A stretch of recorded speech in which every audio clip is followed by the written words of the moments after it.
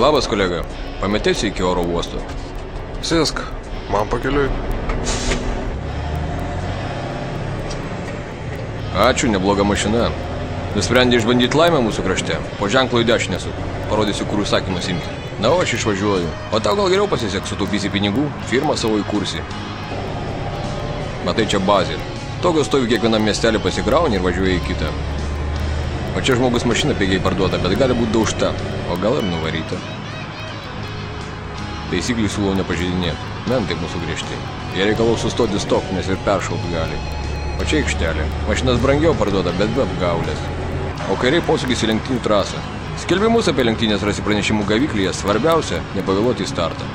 Tarp kitko, jei mašinos nerandi, susisiek raciją su dileriu. Jis tau bet kokią ir kur nori atvarys.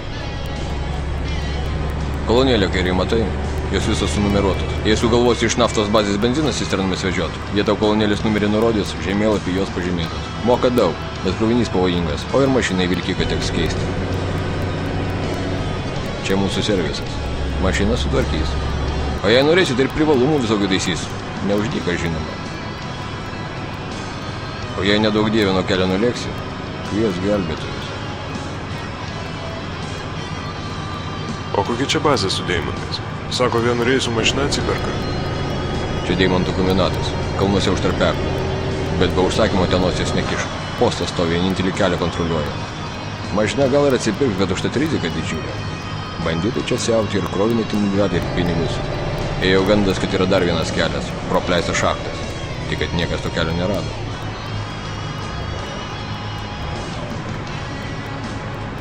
Na štai ir atvažiavom. Kągi, ačiū tau. Sėkmės.